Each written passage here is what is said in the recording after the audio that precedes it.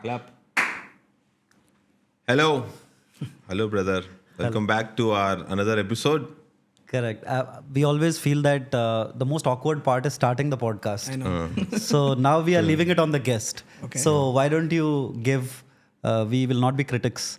Why don't you introduce the podcast in any way that you please?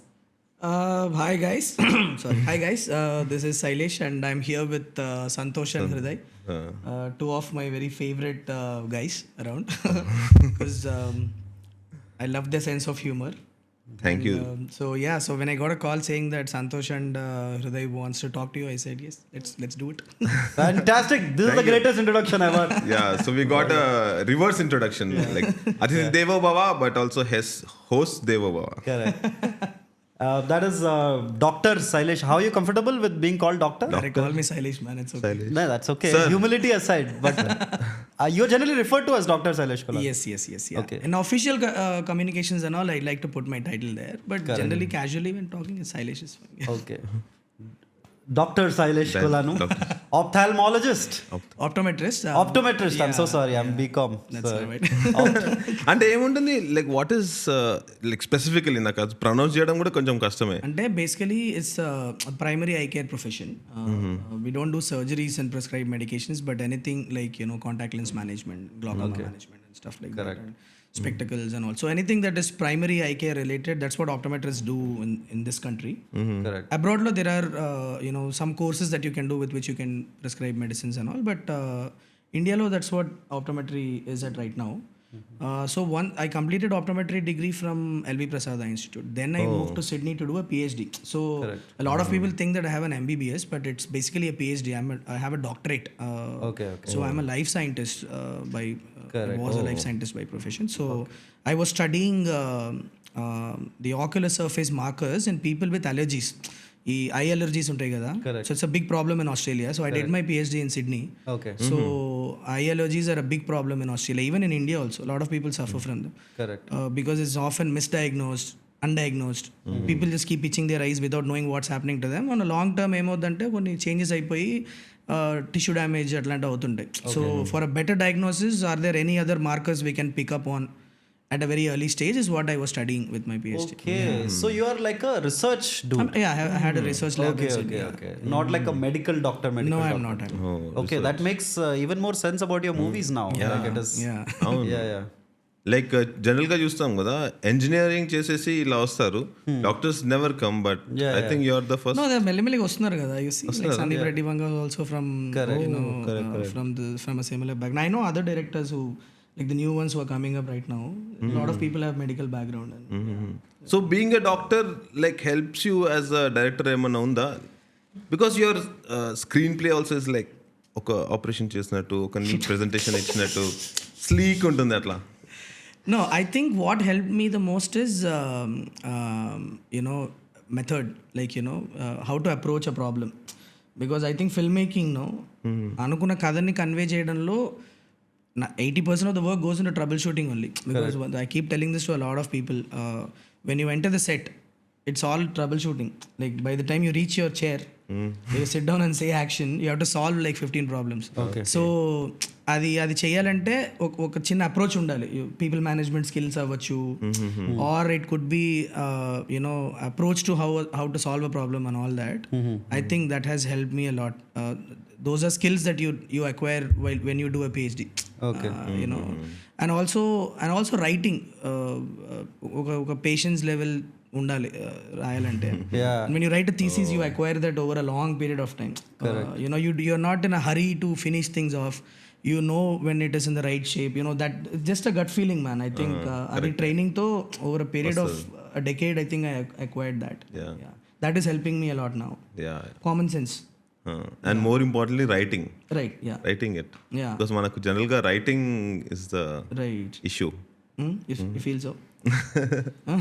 No అంటే ఏమో అంటే వి say no like మనకు అసలు movies లో కూడా really do we actually sit down and write the script ఇప్పుడిప్పుడైతే బాగా ఇప్పుడు మారుతుంది, అదే వస్తున్నాయి అండి. మారుతుంది. Even in the older times also I feel there are screenwriters and directors who have been like spot on with writing. But there have also been films which didn't have great storylines and all, but I think that's changing now. మెల్లిమెల్లిగా ఇప్పుడు producers కూడా మారిపోతున్నారు చాలా. Unless you have a perfect bound script that is very clear, the producers are also not willing to put money. Correct. So అక్కడే సగం filtering అయిపోతుంది. Correct. So I think we're slowly changing. We're still not there yet, but I think we'll get there. Okay. So my next question is that generally the directors' personalities get reflected in their movies. Okay. Right? Like if you see Tarun Bhaskar, for example, all his characters are like, you know, that side of the city, they are laid back, urban stories. If you see Vivek Atreyas, they are like lower middle class hustlers. So going back that and your filmography, are you a psychopath? like tell us a little bit about your upbringing and childhood. And You're psycho. was it disturbed? I'm surprised that you didn't ask me, did you want to be a cop? Like, that tells a little bit about Hriday's.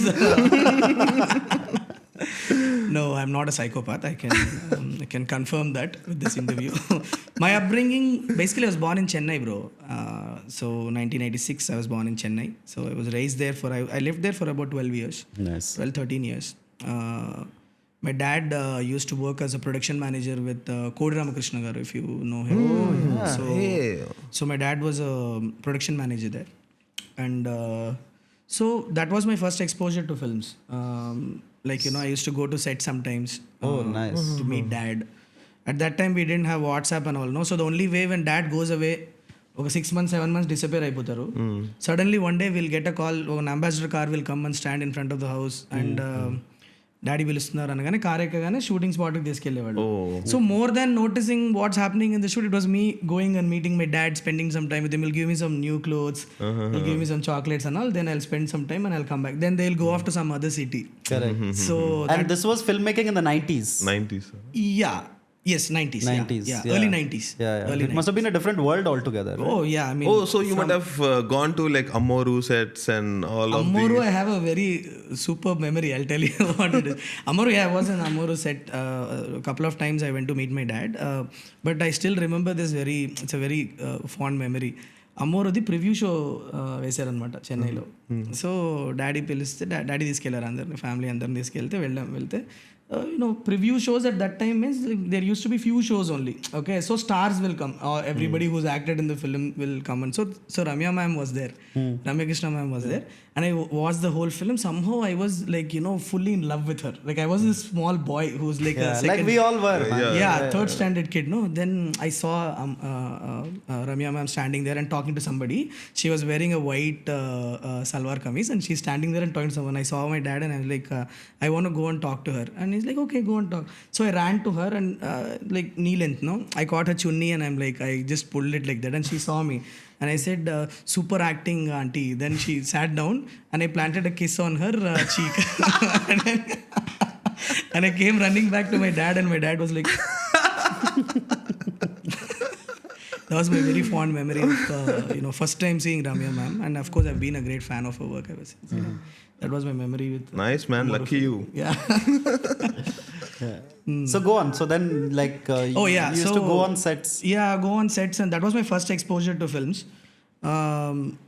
Good student, man. I was like always a good performer in the class. Then the movie industry shifted from Hyderabad to from Chennai to Hyderabad. Yeah. So that was when dad got a little clueless what to do, because he didn't have contacts here. So he moved along with everybody. He moved to Hyderabad. He was looking out for work. He couldn't find work. ఒక point of టైంలో ఇంకా movie industry వద్దులే మనకి, నేను auto నడుపుకుంటాను అన్నారు. But my mom didn't agree to that, because my What? mom, That is a sudden twist in the story. because we didn't have money, like so my dad put us in Tenali. This is a village. So ఒకటే sir move అయ్యేటప్పుడు హైదరాబాద్కి వస్తే he wouldn't be able to take care of us. So he said మమ్మీని నన్ను మా చిన్నని తెనాల్లో పెట్టారు ఒక 1 year. మీరు ఇక్కడ ఉండండి, కాస్ట్ ఆఫ్ లివింగ్ కొద్దిగా తక్కువ కదా అని. ఇప్పుడు 5,000-6,000 we had at that time. So he gave us that money, put us in Tenali, and he came off here in search of a job. So he was living in Krishna Nagar for a year looking for a job. He couldn't find it. Okay. ఎక్కడికి వెళ్ళిన production managers ఇక్కడ ఉన్న వాళ్ళు already పరిచయాలు లేదు, and also ఇక్కడ ఉన్న సర్కిల్లో he couldn't find work. So ఏం చేద్దాం అర్థం కానప్పుడు one point of time he saw these service trip autos కదా, Correct. Share autos, Ameerpet to Panjagutta అవన్నీ ఉండే కదా. So one day he saw they were making decent money. Is like, I would be able to feed my family. So he called my mom one day and he said నేను auto నడవాలనుకుంటున్నాను ఏమంటావు అంటే my ma'am hung up and she said I'm not going to love you because it's not demeaning to people who are doing it now but my mother at that point in time she felt that my kids won't get to progress much. Correct. They will have to start from very scratch if you stick to this profession, right? So go out there, take a few more months time if you want, but find a proper job where you can grow. Correct. So my mom was handling us there and my dad found a job in Prasad Lab. Okay. అప్పుడు ప్రసాద్ ల్యాబ్కి వెళ్తే they were looking for an outdoor unit manager. My dad went there and he found a job there as an outdoor unit manager. That was the turning point. Then my dad called us and said, look, I found a job like 9,000 10,000 salary, it was something. He said, I can afford to keep you guys here, so move. So then 1 year 7th standard నేను తెనాల్లో ఉన్నా. 7th standard తెనాల్లో చేసేసి దాని తర్వాత we moved to Hyderabad. Okay. And then when my dad was working in Prasad Lab was my first real exposure to like equipment and all. Okay. Because he used to be in charge of sending all this outdoor unit tells kada ela panchestado, camera hire, lens hire and all. So they used to have this huge room filled with equipment. I got very intrigued, so I used to go into that room and ask this camera assistants and all these people, ఇదేంటన్నా ఇదేంటి అని అడగడం start చేసి that was my first learning of how how films are made. And also Prasad lab లో advantage ఏంటంటే dubbing suites ఉంటాయి, editing suites ఉంటాయి, whole unit right. And my dad within a few months he made good friends. So నా school అయిపోయిన తర్వాత ఇంటికి వెళ్ళడానికి ముందు డాడీ దగ్గరికి వెళ్ళేవాడిని నేను, because my dad had a Chetak and used to hop on and go home. My school was very close to Prasad lab, so అటు నుంచి అటు వెళ్ళిపోయేవాడిని. సో వెళ్తే ఇంకో 1 hour 1.5 hour టైం ఉండేది ఇంటికి వెళ్ళడానికి. So I use to go to all this random editing స్వీట్స్కి వెళ్ళేవాడిని. అక్కడ I use to go bug the people there, అన్న ఏం చేస్తున్నారు, ఇదేంటన్నా ఇట్లా ఉంది, ఏంటిది ఇది, like that I use to ask questions. Dubbing స్వీట్లో చూసేవాడిని, it use to be very intriguing. ఎవరో మాటలు చెప్తున్నారు, అక్కడ వీడియో ప్లే అవుతుంది, ఏమవుతుంది అంటే they use to explain me the process. So I think that is where my first exposure of how films are made happen. Those 2-3 years I really understood raw footage. Because I had the opportunity of watching a lot of raw footage there. నాకు వినిపించేవి, action కట్లు వినిపించేవి, అక్కడ ఎలా editing speed లో కూర్చున్నప్పుడు beyond what we're seeing on screen what's happening అన్నది footage లో కనిపించేది. I think that's where I picked up the process of making a film. So then I completed schooling here. 10th అయిపోయింది, intermediate గౌతమ్లో చేశా, SR Nagar. So that is when the very first time I thought let's make a film. Okay, so friends ఒక 7-8 members కలిసి భయం అని ఒక సినిమా చేసాం. At that time short films culture లేదు ఇంకా అసలు ఇండియాలో, because people didn't have access to DSLR cameras and all. So we use to have this handycams, okay, analogue tape లో record. Okay, so that one camera was there with us. My friend's father, he gave that to us, and అది తీసుకొని we started making a horror film. Very ఒక చాలా నీచ్ కమీన్ కుత్తే story అది. Talk about that, like obviously ఎవడో ఒకటి దెయ్యం పట్టుకుంటుంది, random shit. So but we made a 40-minute film. దాన్ని ఎలా చేసా ప్రాసెస్ మొత్తం అర్థమైంది అప్పుడు. So we use to shoot ఒక క్యాసెట్ వచ్చేది. So what we use to do, we use to go to a CD shop, convert this tape into an MPEG file and burn it into a CD, and you use this clip cutting software to do takes. అంటే మన 4 టేకులు ఉంటాయి కానీ అన్ని కంటిన్యూస్గా ఉంటాయి కదా. So దాన్ని take 1 take 2 అని చెప్పి నేనే ఆర్గనైజ్ చేసుకునేవాడిని. Then there was a software called Windows Media Maker, Windows Movie Maker open చేసి దాంట్లో ఎడిట్ చేసుకొని. And my brother in the process, he became a sound engineer. Ram Gopal Verma sir cinemas kanta he used to do sound, dubbing anta chesevallu. So he had access to good BGM tracks. Okay, so he gave it to me. So all those BGM tracks I used to put on the scenes, and we made one film of 45 minutes. Okay, so then I screened that film to all the apartment kids. They all got scared. And that was the first time. Yeah, so only the kids got scared. So that was my first project. Interesting. Bhayam. As a director, yeah. నీకు గుర్తుందా story? What was the story? ఏం లేదు bro, ఒక colony ఉంటుంది, అందులో ఒక చెట్టు ఉంటుంది. ఆ చెట్టుకి ఎవరో ఊరేసుకుని చచ్చిపోతారు, ఒకటి ఆ చెట్టుకి మేక్ కొట్టి వస్తాడు, ఆడికి దెయ్యం పట్టుకుంటుంది. అదే Virupaksha basically.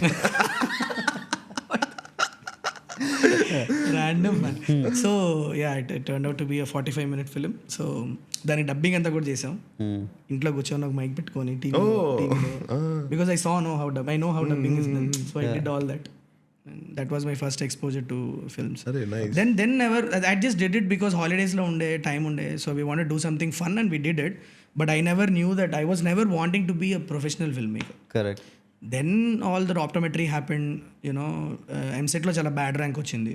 I was never cut out to be an engineer. I knew that I wanted to do something else. So then in the process this optometry course had come up. I found it intriguing. Wanted to do it. I did it. Bitspill ani affiliation course adi. I did it. I worked here as an optom. Then moved to Sydney to do a PhD. So PhD apply chesinappudu I got a full scholarship. Okay. So the government only paid for all my research, for my living expenses and everything. Correct. It was a good 2.5 crore scholarship that was for a 4-year period. So they gave me that. But writing was always a thing that was there as a hobby I used to do. Okay. Just to bust stress. What I used to do means I used to write or I used to go play cricket. These are the only two things that I used to do. So in the process I started learning how to write screenplays and all. That's how my first script happened. Okay. And I didn't want to shelf it. Normally రాసేసి షెల్ఫ్లో పెట్టేస్తా. But somehow one script happened which I felt when I narrated it to my friends. నార్మల్గా script narration అనేది for time pass I use to call people home, sitting వేసి బిర్యానీ తినేసి ఒక కథ చెప్పేవాడిని. నార్మల్గా విన్నప్పుడంతా చాలా అతుకూరుంది మామ అని చెప్పి వెళ్ళిపోయేవాళ్ళు. కానీ that one script everybody said very ఇది ఏదో స్క్రీన్ వర్తీ ఉందిరా అనేటప్పటికి నాకు కూడా somewhere I felt what if I get one credit saying written by Sailesh, I'll be nice no అనుకొని I wanted to do something with that script. So I started looking at what I can do with it. That's how I reach Nani. Oh. So how did the Nani connect happen? You just like directly approached? No, while writing somehow I was imagining Nani there. In the lead character I was imagining him and writing it. So I thought the most honest thing to do would be to approach this guy and hand over the script to him and say do whatever you want with it. Okay. If you want to put it in your shelf it or whatever it is, but I imagined you and wrote it. So I want to give it to you and keep it whatever you want to do, you do. So I started looking at common friends who might know Nani. Okay, so అలా explore చేస్తున్నప్పుడు Manchu Lakshmi help me get in touch with Nani because I knew Lakshmi from my optometry days.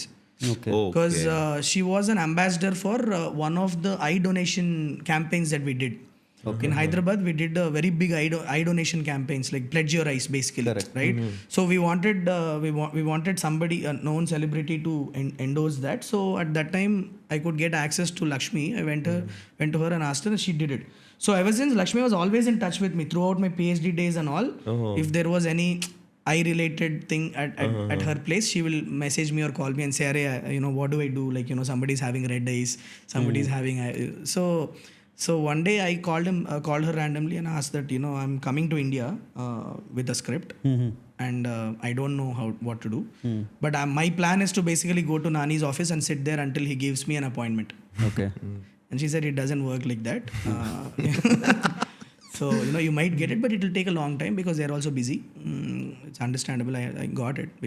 So how about getting in touch with the manager and all? She said, let me do a phone call and see what I can do for you. So she's the one who first made that phone call for me.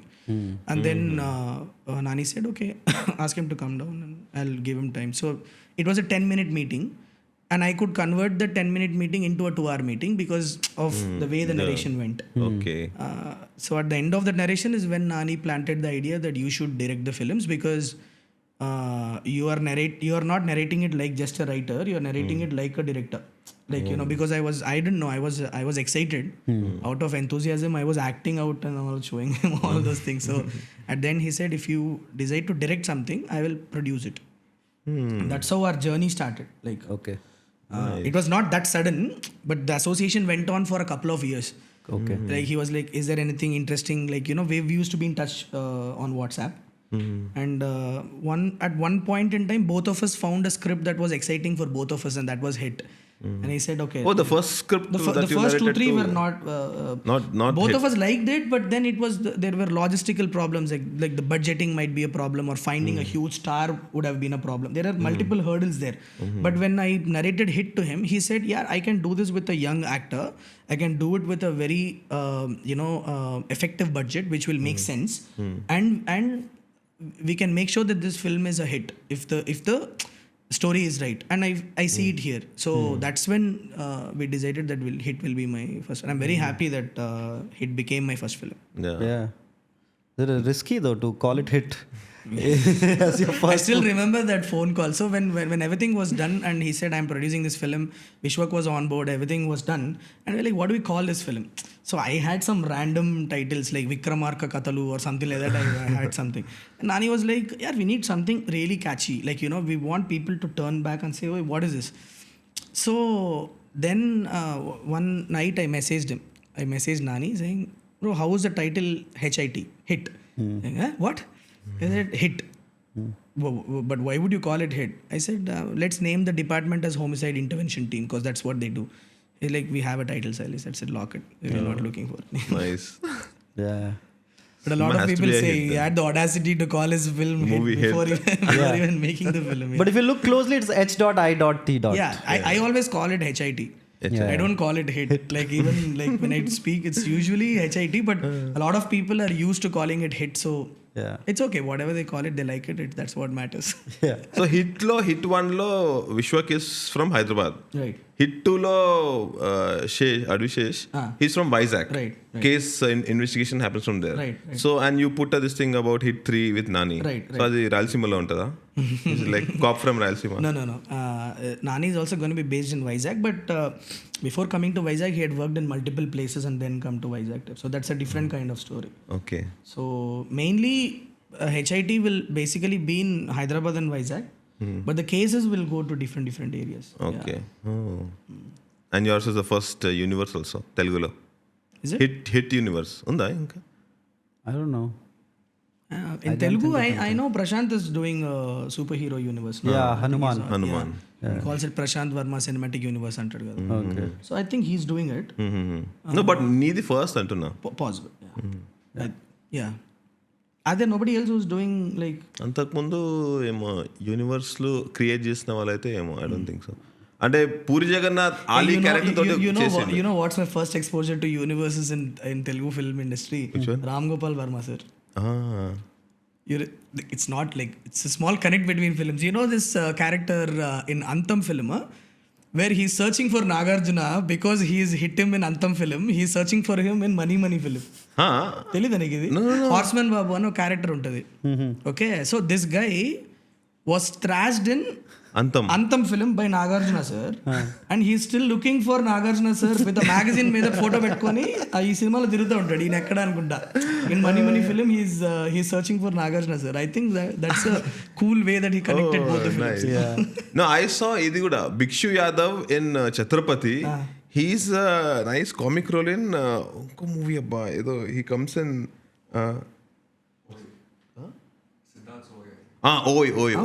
ఓయ్ film లో, but he's like అందులో చాలా fierce villain ఉంటాడు.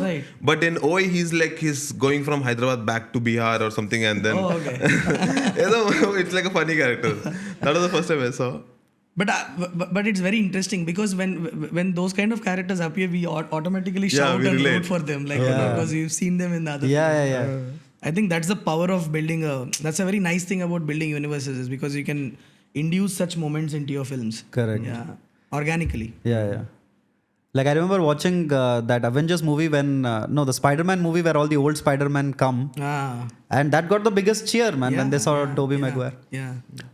So like when we look at your movies, it is like in 3-4 movies you have worked with like amazing people, man, somehow. I've been very lucky. Yeah. I mean, that is okay. Luck is one thing, but the humility aside, there must be some skill, because I mean, I feel like that is what most filmmakers struggle with, the thing of approaching and stuff like that. So you have somehow knocked on doors, or doors have opened, whatever it is, if you call it luck. But also, what is that skill that is needed to just, talk to people? And I think good communication skill and honesty, man. That's it. This is apart from the substance in your script, obviously. Apart from that, I'm talking about. If you have good communication skill and a nice approach and honesty, I think people are willing to, listen to you. Like, it could be a Rajkumar Rao, it could be a, Nawazuddin Siddiqui or Arya or, Venki sir. So much of talent that I've knocked on their doors, and they've always been welcoming to listen to scripts when you're honestly narrating it to them.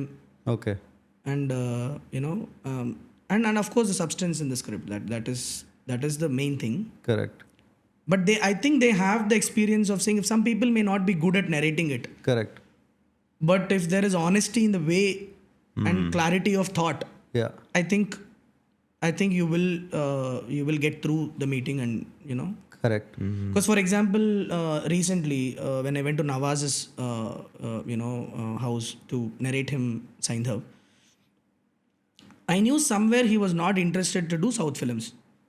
The way he took the first few phone calls, and the way his manager was talking to me, and I got to speak to Nawaz bhai as well, and from the way he was talking, somewhere I could pick up that he is not very keen on doing South films. Maybe he thought he would be made a caricature or... I don't know what the reasons are, but I started analyzing why. Okay, so I saw his peta. One big thing that I felt was missing was his voice. Okay, so when I met him the very first time, before I even narrated the script, the first question that I asked him was, were you unhappy that somebody else dubbed for you in Tamil?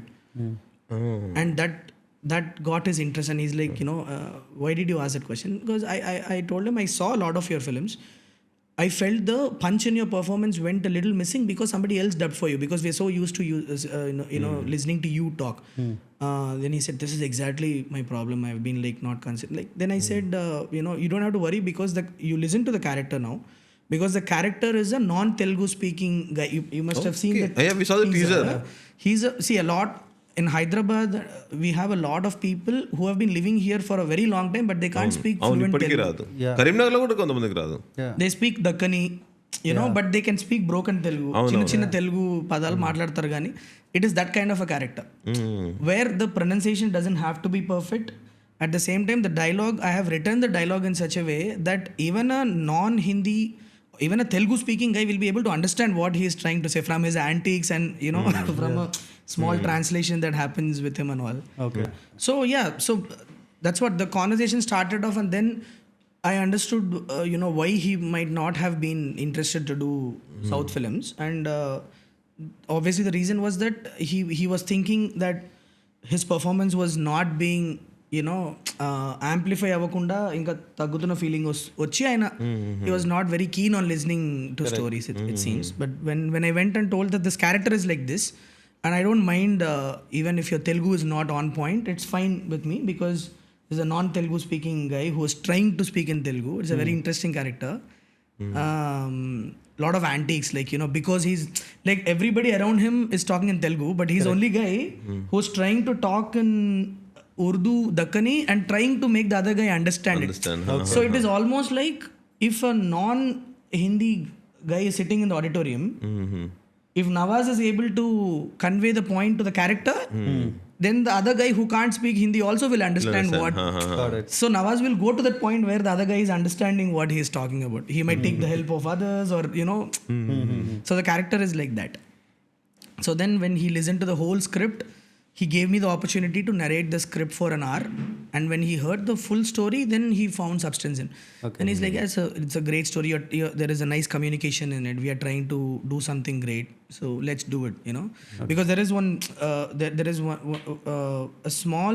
I won't call it a message, but we're talking about a group of children suffering from spinal muscular atrophy and all. I've already told about this. So oka voice leni oka group ki. We are trying to say something about them in a very in a very action space. Okay. Commercial. Yeah, commercial. I don't know what's commercial. But yeah.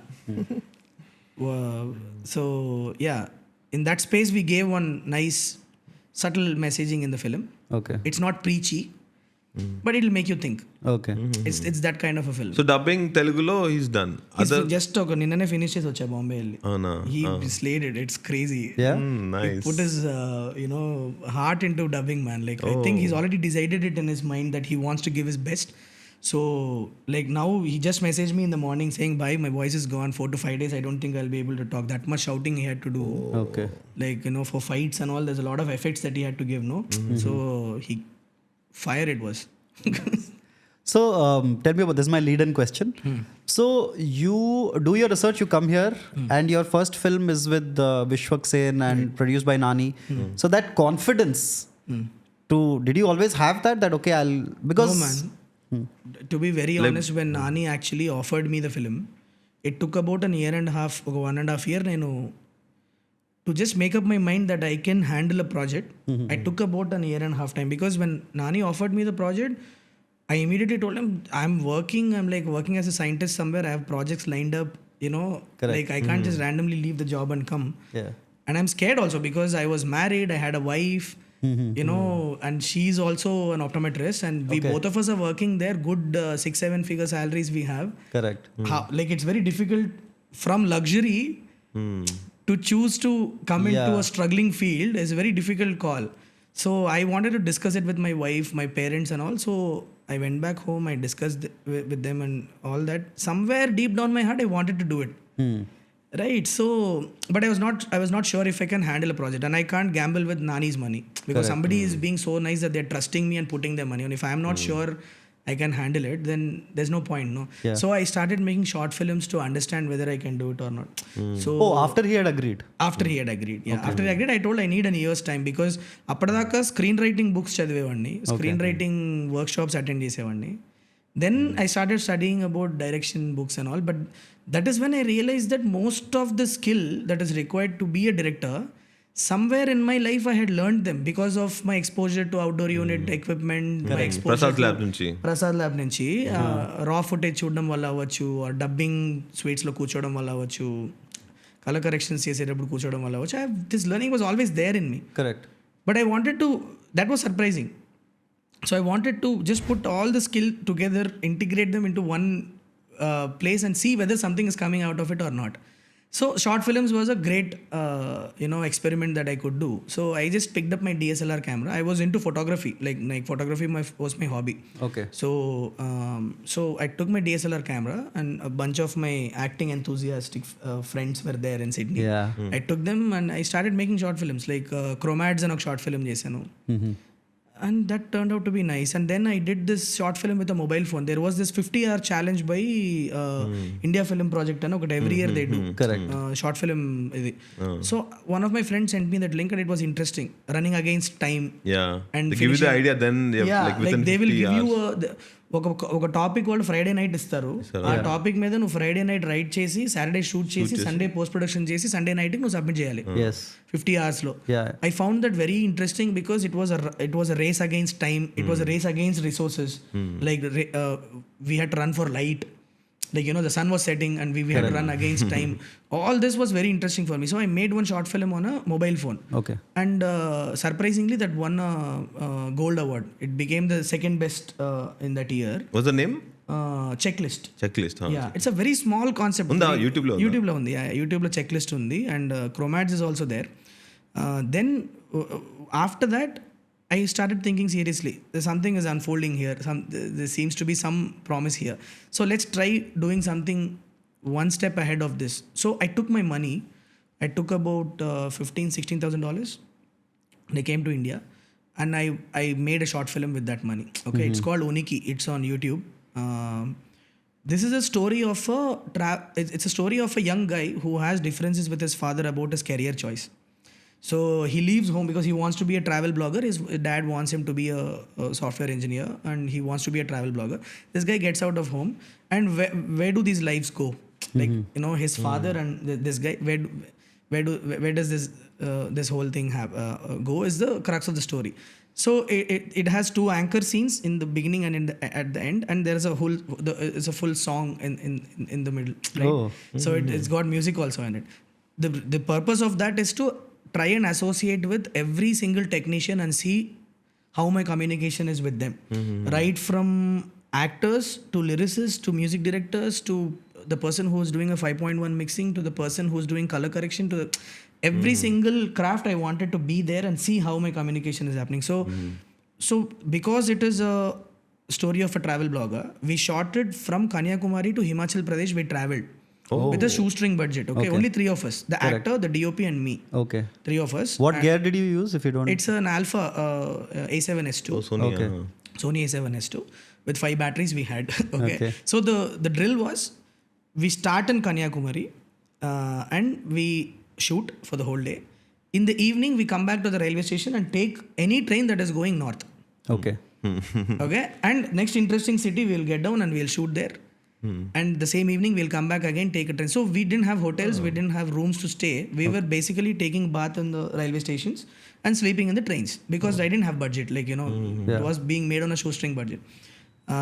So we traveled from Kanyakumari, we went to Chennai. From Chennai we went to Kerala. From Kerala we went to Jodhpur, Jaisalmer, Varanasi, you name it. We were there in like 10 cities, I guess. And we finished it. We finished the film. And then I screened the film to people. And so the whole experience of conceiving it in your mind to putting it on a big screen and the people watching, and the whole process of associating with every technician, and I had that journey. And it was a big test because I wanted to check myself whether am I doing it for the fame, you know, my want to be in the movie industry. Is it driven because I want to be famous? Is it because I want to be rich? Or is it really I want to tell good stories?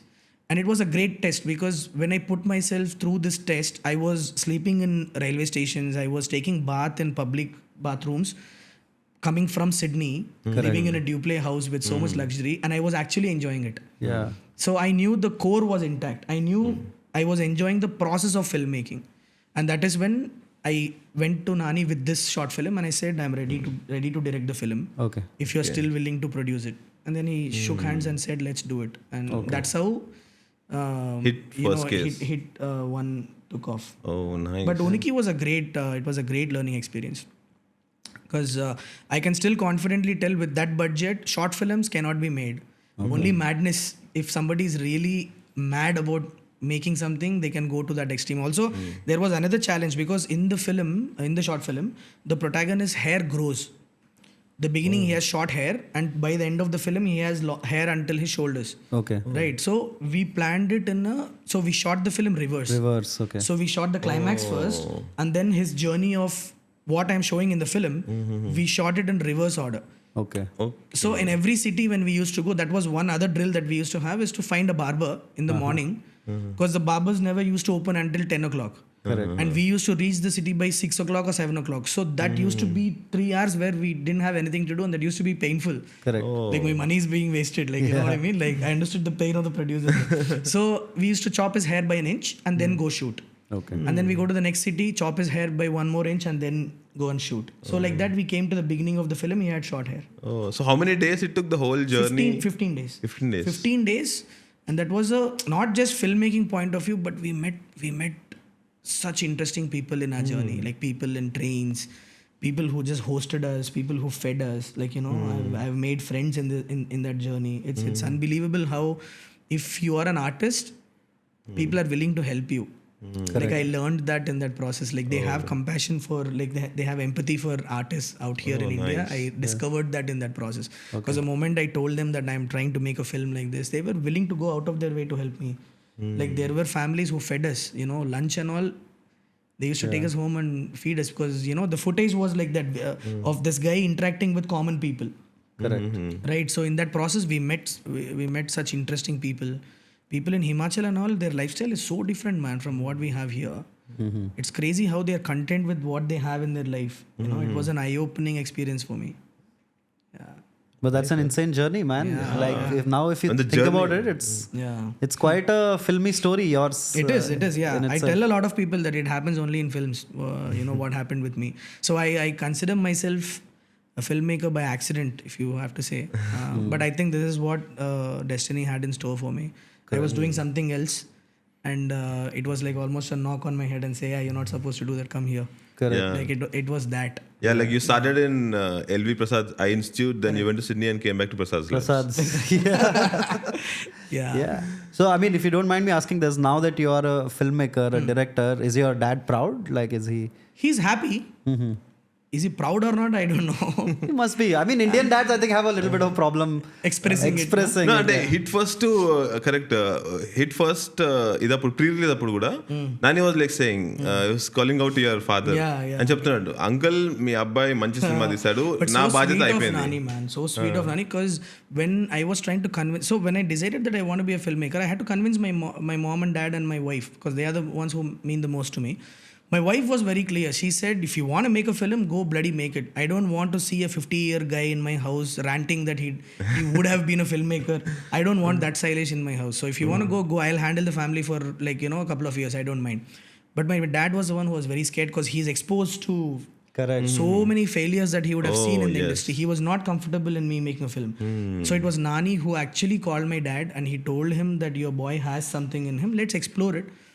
I'm asking him not to resign his job and come. I'm only asking him to take a sabbatical for 6 months and come. If the movie doesn't perform well, if he fails, he can go back and do his job. He has a PhD. Like it's one of the highest form of education that one can achieve. He has that. Why don't you just let him do what he wants? And he stood up for me. And that's when my dad called me one day. They're like, okay, man, even though I'm not happy, I will let you do it. Nice. Yeah. That was a emotional note. Yeah. Yeah, I mean, I felt like. You felt. No, అదే like if Nani calls my father like తీసుకెళ్ళిపోండి like మా అబ్బాయి. But since your father But my was dad wouldn't inside- believe whenever I told him that I met Nani today and he liked my story and he's like, ఎన్నో చూసాను. it was very difficult for him to convince him that even the meeting that happened where Nani said, Sailesh, let's make a film. After Uniki, I told that there was this moment when he said, okay, we are making a film. I called my dad thinking that now he'll be proud of me. Let him first do an agreement, we'll see. Like what? But did your dad watch Uniki though? He watched Uniki. Because there is that meta thing of the father and the son in that. See, Uniki was very special to me because it's of course, a self-discovery process, but also because there is a character who's standing up for what his career choices are. I think I put my heart into making that, and my father watched it. And at the end of the film, he came and he hugged me and he went off. I didn't know what that meant. But Yeah. Indian dads, that's the maximum. That's the max, no? Yeah. I feel like. They convey us. Because in the West, you see like parents saying, "Oh, I love you. I'll be there for you." We don't have So that awkward. much. We don't express it, but just like physical love ఉంటుంది అంతే. ఇట్లా ముద్దు పెట్టుకొని పంపించేస్తాం మా daddy అంతే. ఇంకా అది కూడా ఉండదు, చాలా చాలా rare అది. ముద్దు అంటే అమ్మో, అది కూడా fathers తో it's so awkward, man. I don't know how. I think But my now- father telling me while going out of the house, if he says munda jagrata gelra, and that's the form of, that's the maximum love that you can expect from your dad. So your films generally have, for lack of a better word, they are like atmospheric. Okay. In the sense that you believe in creating a mood, whether it is with the cinematography or the music or the score, actually. So I am curious to know what were like your influences while growing up, like. Kamal Hassan sir is my biggest influence, man. I keep telling this to everybody. Like Kamal sir has been my biggest influence because so the very first time I started realizing that my taste for films is different is when I enjoyed Kurudi Punal a lot. Like the film Drohi in Telugu. The Arjun ఆ song famous song ఉంటుంది కదా ద్రోహి. there are no songs in Drohi. Arjun sir and Kamal sir ఉంటారు, cops ఇద్దరు. గుణ that That is Guna. This is Drohi ani. It's called Kurudi Punal in Tamil. Okay. When I watched that film, I loved it, right? But that film didn't do well. Correct. Like in theaters and all. Maybe I started realizing that my taste for films is different. And then after the same thing happened with Heyram as well. I loved it. 3 hours 22 minutes of film. I never got bored in Heyram, and Heyram was the biggest influence on me because I started studying films after Heyram. And they did a beautiful promotional campaign also. During that time itself in TVs, they used to come and say how the film was made, how they got sync sound into.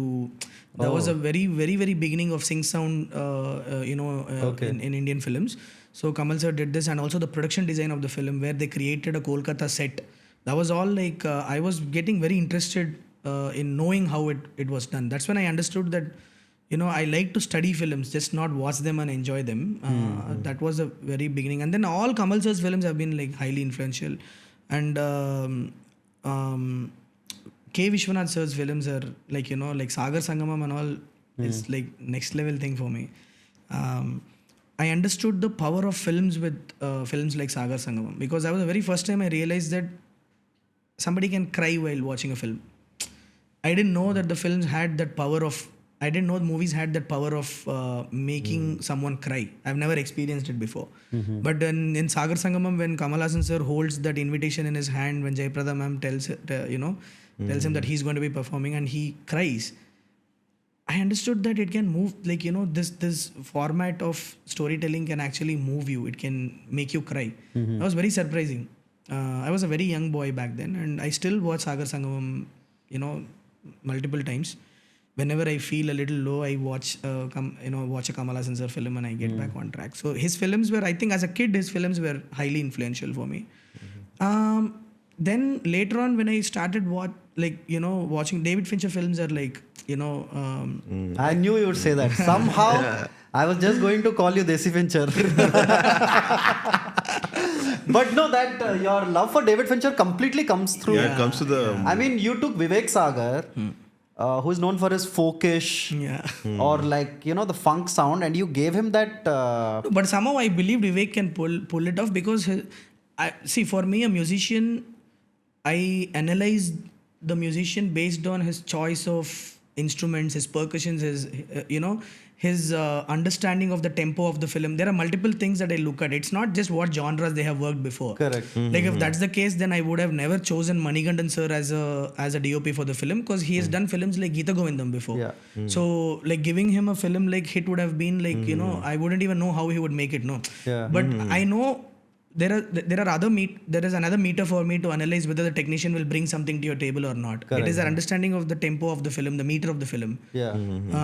So Vivek, Because he sounds like Nine Inch Nails in the like Trent Reznor in at least in Hit 1 exactly. soundtrack. Yeah, the sound is, as you said, it's very atmospheric. This is like coincidence, I don't know. This is the brief that I gave him also. I want the film to feel very, atmospheric is what I told him, because I want the audience to feel they are in there. I want them to feel they're sitting in the crime scene. Like, make it eerie. Not horror eerie, but like danger eerie. What I mean? And it's uncomfortable. It sounds like, Exactly. metal screeching. Correct. A chalk piece rubbing on a blackboard. You feel that, right? I wanted to evoke that kind of a response. That's the brief that I gave Vivek, and he hit it out of the park, man, with that. Correct. The BGM that he had given for Hit 1.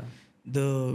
He's cracked melodies with scratches. Like, it's amazing how he did that. Like, I was shocked when I went to the presentation when he was doing the reels.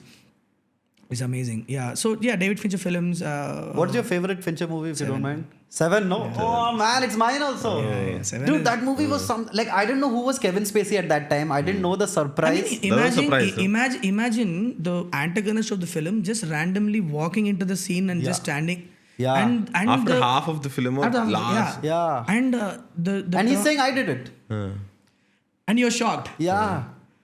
And that scene, man, where he screams like, detective! Yeah. And Mindhunter also is, I think it's an amazing thing. And I think Fincher is the only guy who can pull off these kind of films and also do a film like Social Network. Man, I love Social Network. But even in Social Network, if you see, he still has his grammar. Yeah. Totally. It's not a thriller grammar, but you can still feel Fincher and in whatever he say. I think atmospheric is the right word that you are spot on when you say his films are atmospheric, right? So it is nothing but world building, Hriday. I feel if you can build a world where people can where you can actually transport the people into that world, the film becomes atmospheric for them. That's what I believe in. So all my films I've been trying to do that. I mean, I'm just 4 films old, including the hit that I've done in Hindi. But in all the films that I have done so far, that's one thing that I've tried to achieve, is to transport my audience into the world. Correct. Bring them into the world as soon as possible. Like, don't beat around the bush. I think if you can narrate a story honestly, I think people will come into the world.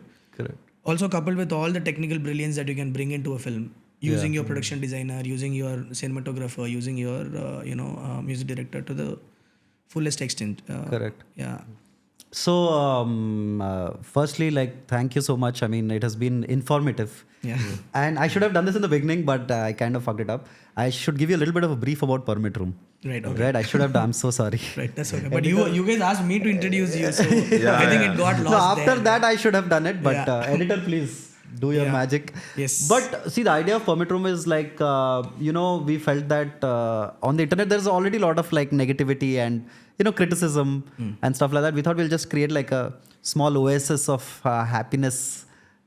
Sounds like Mary Poppins now, but like, like, so we thought we'll focus on 4 things, which is like physical health, mental health, time management, money management, right? And without sounding like Sadhguru, just kind of helping people, because I feel like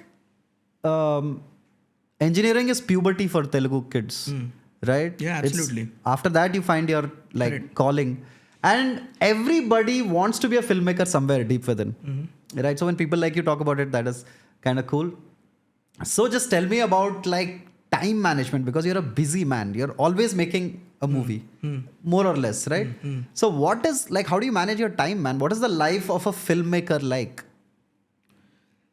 Yeah, see, there are phases in a project where you can manage to effectively manage your time, and there are phases in the filmmaking process where you are all out, like you're gone, like you can't do anything about it.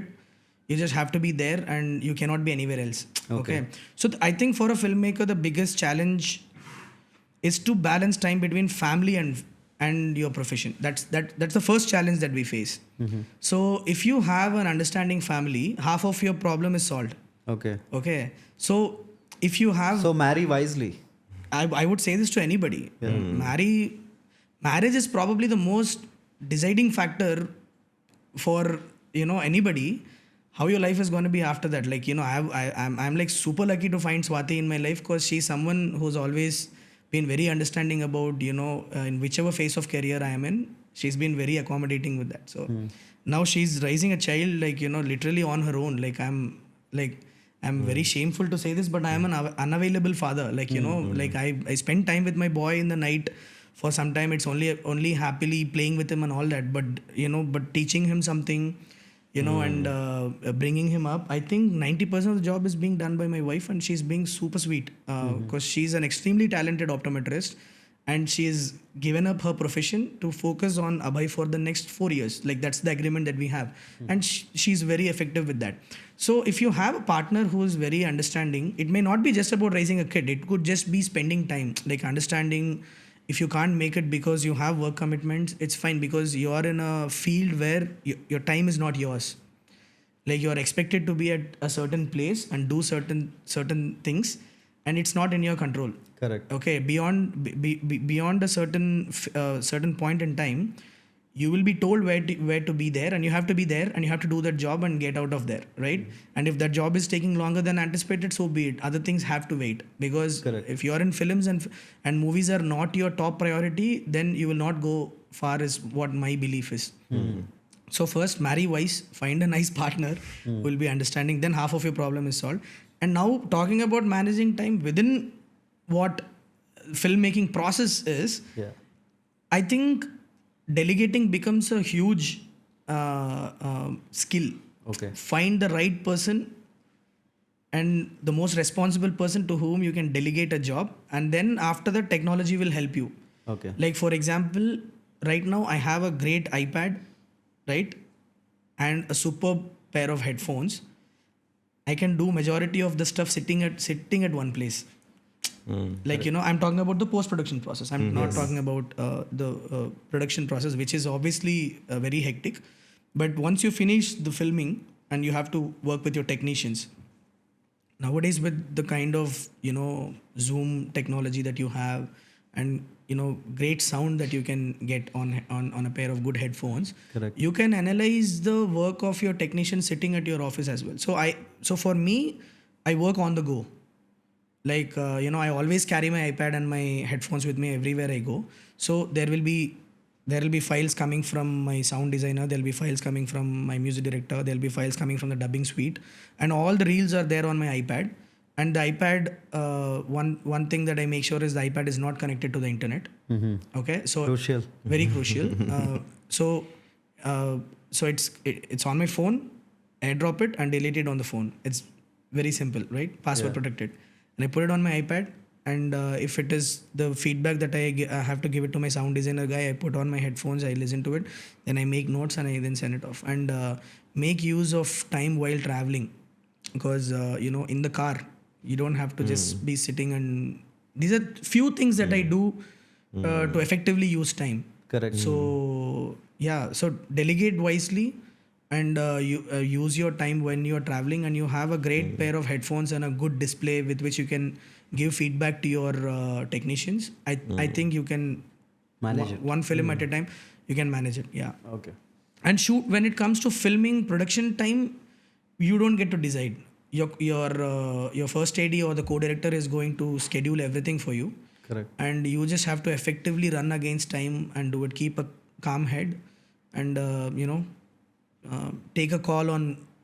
See, time also becomes a resource when you're on the set. Exactly. You have to spend it wisely. Okay, so for a shot, how much length I can go? There are some people who say I will go to any lengths to get a shot. 50 takes, 60 takes I will do. I don't, that's not my method. My method is basically, time is also a resource. Use it effectively, right? Correct. To an extent where everything makes sense. I'm not a guy who would spend one full day on one shot. I don't believe in that. Okay. So think on your, think as you go into the scene. Sometimes you will imagine something and you go to the set, but it's not possible to pull it off. So you'll have to come up with an idea where you can pull off that what was in your head with the given resources to you. Correct. In the most economical way. In the most economical way. I think once you reach a point in your career where I know that also will happen, where you don't have to think about all this. It depends on your star. It depends on the budget of the film. At that time, then you can prioritize time. So what value does time have in your set will depend on multiple things. Okay. So I'm right now at the stage of my career where, time also is a commodity for me that I have to very carefully utilize. Yeah. Cool. But I would like to stay like that is what I would want. Even if I'm working with a really big star in the future, I feel I will not disrespect time. Is what time will always be a commodity that I will very carefully work with, is what I believe. But I mean, I have to start working to discover that. But yeah. So here's my question. So you actually belong to this. Actually, my MPhil thesis was on this. That generally, it is said that Telugu kids go through the pressure of engineering or whatever, like academics, right? But then my thesis was more on like people like Shekhar Kamula and Nagesh Kukun and all, who fulfilled the Telugu dream of going outside and working, but came back and joined films, right? So you are also kind of like that, right? You are a good student, you got your PhD, then you came back to make films, which makes me imagine your childhood friends must hate you. But among your contemporaries, now you've already spoken about the masters and the erstwhile legends of who influenced you. But among your contemporaries, like your current lot, whose films do you enjoy watching? I like Tarun Bhaskar's films a lot. Like, whatever work he has done so far, I really enjoy his work. I'm thinking, okay. Because there are so many people I really like. No, that's okay. One answer is also fine. Like, enough? Yeah. No, because generally after that politeness kicks in, right? For like, right. Yeah, instinctively when you ask me, I feel Tarun is somebody whose work I really enjoy, because Tarun, I think, is close to my heart because I discovered my first protagonist through Tarun's film. Because I still remember when I went to watch Nagarani came in in Mehboob Nagar, because I wanted to kill time. So Mehboob Nagar is where Swati's parents live. So I went there in the night. I didn't have anything to do, so I went and watched this film called Nagarani came in with my co-brother, and I was very intrigued by Vishwak's performance. The whole film I really loved it. Vishwak's performance was what stood out for me, and after I came out, I told my co-brother that I want to meet this guy someday in my life, and I want to tell him that I really enjoyed his acting.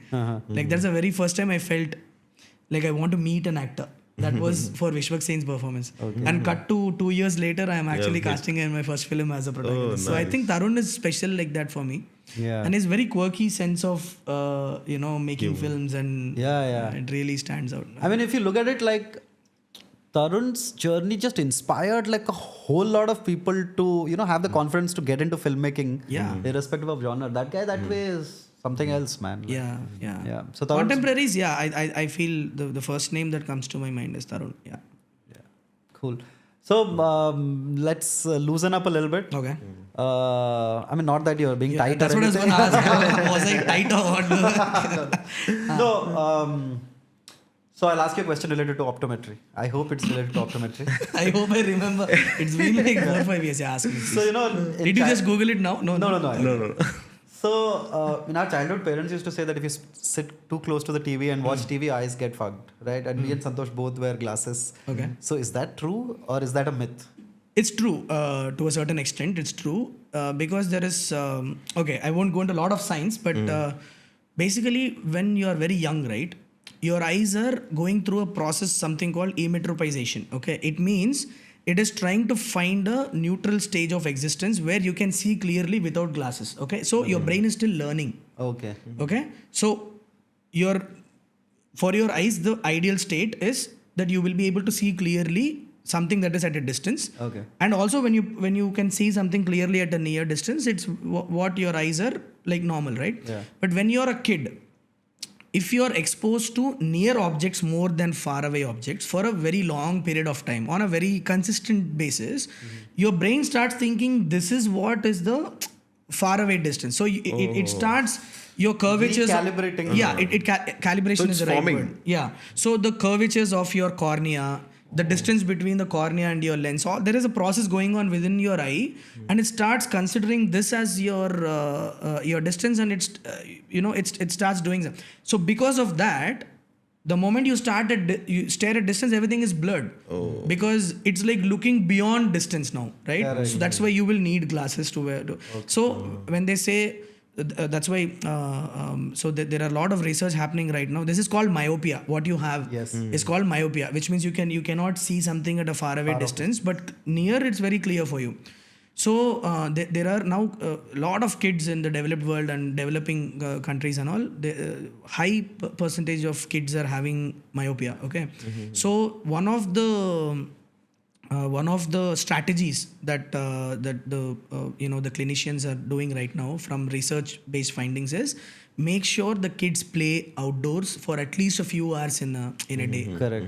So because of which your eyes are automatically looking at the distance, and the emetropization can happen, and the normal state of existence for an eye can be achieved. So yeah. So there is truth in it. Yeah, it is definitely true. Very and almost all ఫ్యామిలీస్లో ఇప్పుడు పిల్లోడు ఎక్కువ అల్లరి చేస్తున్నాడంటే phone ఇచ్చేసి కూర్చోబెడతారు, తప్పది. అది చూసుకుని అట్లానే. So every one please keep a note. Also, yeah. Myopia Exactly. Yeah, that's one thing. The other thing is there are other systemic problems also. Like ఇప్పుడు ఫోన్ ఇట్లా పట్టుకొని కూర్చోవడం వల్ల your neck is getting screwed. Early spondylitis, now people, like majority of them are having spondylitis, vertigo problems. Vertigo also can be triggered because you are so close. Orientation పోతుంది. So when they grow up, they start having problems like spondylitis, vertigo, and all these problems will start kicking in. Yeah. So TV చూడకు అని అనట్లేదు, TV దగ్గరికి వెళ్ళి చూడకు. Correct. TV కానీ చూడు, నువ్వు దూరం నుంచి టీవీలో ఏం చూస్తున్నావు అన్నది that's different That's one more- different that's another argument. point, yeah. టీవీలో ఏం చూస్తున్నావు అన్న దాని గురించి మాట్లాడలే. టీవీ చెప్తున్నా అంతే. Yeah, but there is also like the radiation that comes out of your LED screens now that also can harm your eyes.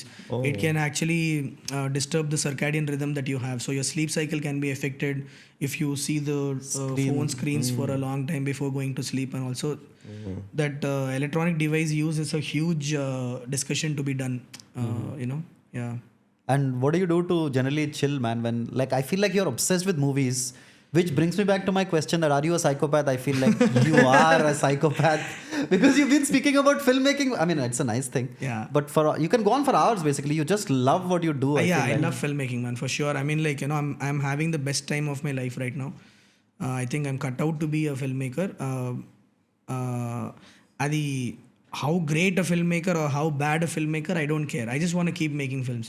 Naaku telisina పరిధిలో ఫిల్మ్స్ చేయాలి.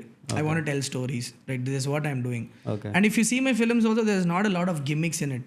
Like it's very straightforward. My narrative is, I believe in telling stories that hold. My maximum effort will go into writing. I keep telling this to a lot of people. I'm more of a writer than a director is what I feel. ఎవరైనా నేను రాసిన కథను as it ఈస్గా నేను అనుకున్నాగా తీసేలాగా ఉంటే I'm more than happy to give the script to them and say make the film. I think I want my stories to reach people, and there's not a lot of gimmicks in my story. If you see, I know who my protagonist is and where to put him, how to make audience root for him, and to give a great climatic ending. This is my very you can call it limited or whatever it is. This is what I do, right? Correct. And I enjoy doing this. I'm having the best time doing this. To chill means like I have a lot of friends from outside the industry because I come from the other world. Like there are a lot of friends who are outside the industry. So we chill. I play cricket a lot. Really? Yeah. Okay. Like box cricket or like box ground also cricket? I play, and I've played leagues when I was when I was young. So I'm a wicket keeper batsman. Achha. So I chose a nice spot there also, like a niche. So I play a lot of cricket. There was a time when I when I was in my early 20s, I think clubbing was a big thing at that time. And if you all 7 days a week I used to be in a club. I listened to a lot of electronic dance music, like Nice. deep house and all, like Hernan Catanios and Nick Warrens and all that. I follow. Music is one thing that keeps me going. Ilayaraja's music I listen to a lot at home. Then of course parties, booze parties and all I do with friends at home. Because my wife and I, we have same circle of friends because we come from the same field. Correct. So we have about 20-25 people who are very close to our heart, and we call them home and we have a great time there. And of course we watch movies. Movies, every movie we have to go. Like Prasad's first day first show. Yeah. So, in fact, I remember we met you first time for at Prasad's only. Prasad's for only, a first day first show. Yeah. After Hit 1 released and I saw your review, then I met Hriday at one of the shows. I don't know which film. I don't remember the name of the film, but I went and told him that I really loved the way you review the films. Yeah. And that time, no, actually the first time we met, your movie had not yet come out. Promotions were happening. I remember I spoke to you about the way you review films. I don't remember if it was my film or generally I spoke, but yeah. No, and like you had said, like my movie is going to come out and all that. So right.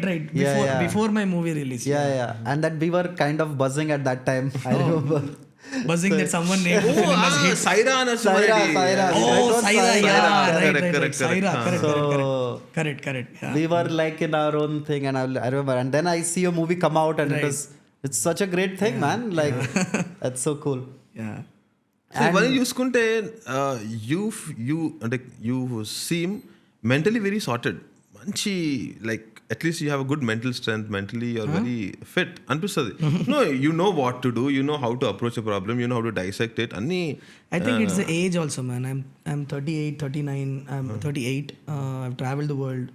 I've met enough people.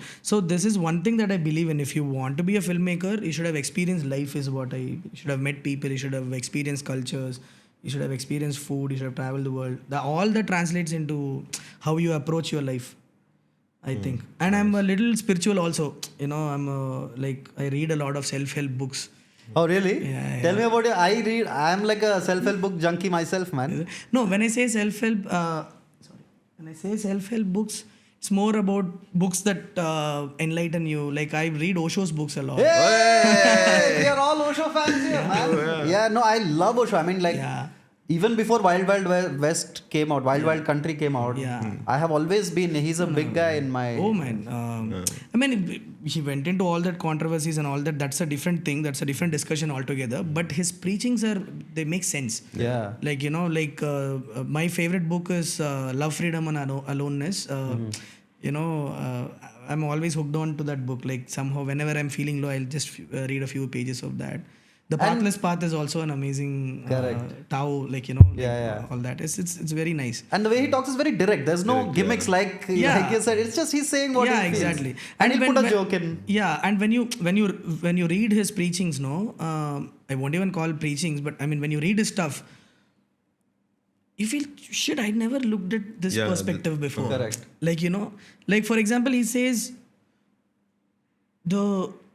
they say if you love yourself, it's selfishness, but it's actually the most essential thing to do. It is very essential. Is to be in love with yourself so that it flows to others. If you are being unhappy and you are being unloved by yourself, then not loved by yourself, then that love cannot go to others. Like, you know, First, I'm getting నువ్వు very, బాగుంటే, very spiritual, I'm sorry, but yeah. No, No, go we ahead. totally relate to this.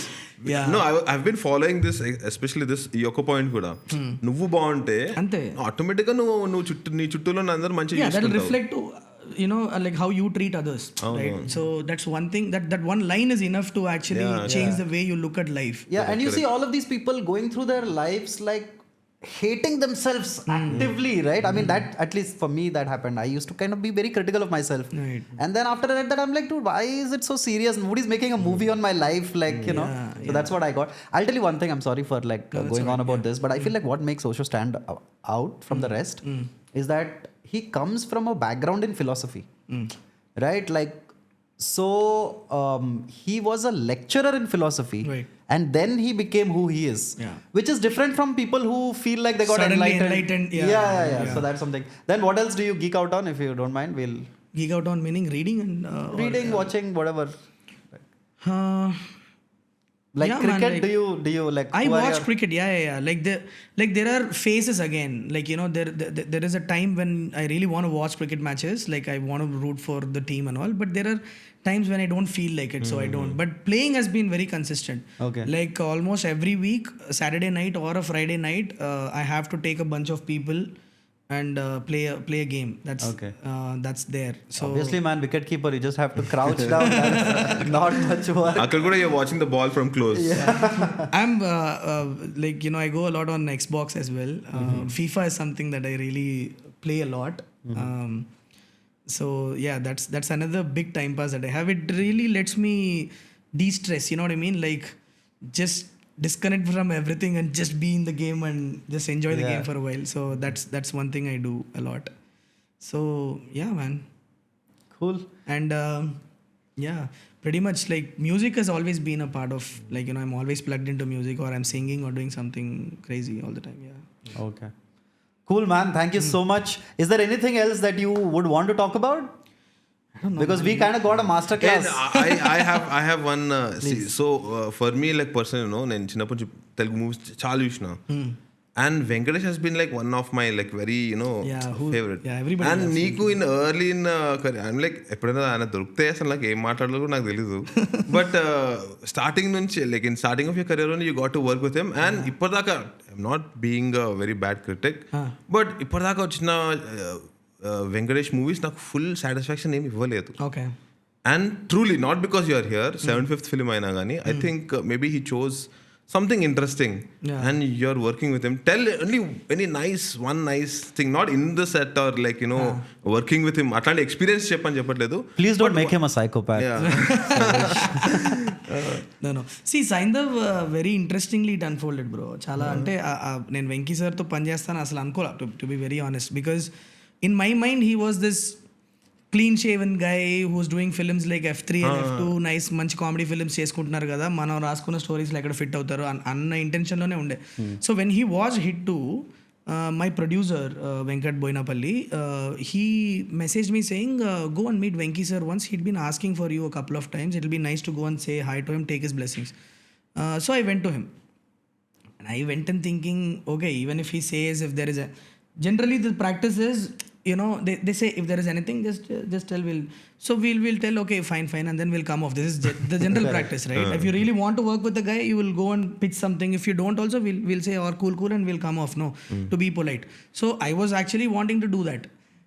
Went inside and I saw this guy sitting with a beard, full on rugged look. He's unlike the Venki that I've ever seen before. He gets up, he comes and is like, hey man, and then, you know, cool style, he hugs me and then he makes me sit, and we started talking about random things, right? Very random, like taste for films, and it was like this, like the session that we are having right now, it was pretty much like this, me taking, like except that I was on the other side, like, you know, sinking into his experience and you know, how does he perceive life, how does he perceive friendships and all, very very generalized things we were talking, at the end of which we felt connected at some level. There was some kind of connection between us, okay? Then I really started considering that I have to pitch something to him, but it would be bad for me to go and pitch it because it would be like capitalizing on the maybe he just called me genuinely to appreciate me for my work and send me away, and I didn't feel that it's the right thing to pitch something to him, so I kept quiet. I went off. After a week, he called me and said, come, let's catch up. And then I went back again. And in that meeting, slowly, he said, my associate was with me, sitting next to me, and Ram, and he spoke to me, saying, what, Ram? Sailesh is not going to narrate anything to me or what? I was like, what the hell? Oh my God. And his sir says, I didn't know if it was right for me to ask you or not, but I, then he said, yeah, if there is anything interesting, tell me, man, like, I would love to work with you. Then I said, just give me a week's time. So he was going to US at that time. He said, I'll go to US now for a week. I'll come back and give you a call. He comes back from the airport, he called me. Oh. He's like, Sailesh, come home. I said, okay, sir, I'm coming. Then I went off, and 40-minute narration we had of Saindav. 40-45 minutes I narrated. And yeah, he got up, hugged me, and said, this was the 75th film that I was waiting for. Sweet. And that was kind of unbelievable. And when I called my producer and said he's okayed the film, man, he's like, what are you saying? Because he's apparently heard a lot of scripts. Okay. For a 75th, he had heard a lot of scripts, because any young filmmaker or any filmmaker I'm meeting and I'm telling him that I'm doing, I also pitched something to him. Oh. I'm like, oh my God, he's listened to so many scripts, and it's kind of unbelievable that he picked me and my script. And it still goes over my head, like how all that happened. And then the Suresh Babu's meeting happened. And a lot of people warned me, saying, Suresh Babu sir is very difficult to please, man. I'm sure at least a 6-7 month process will be there.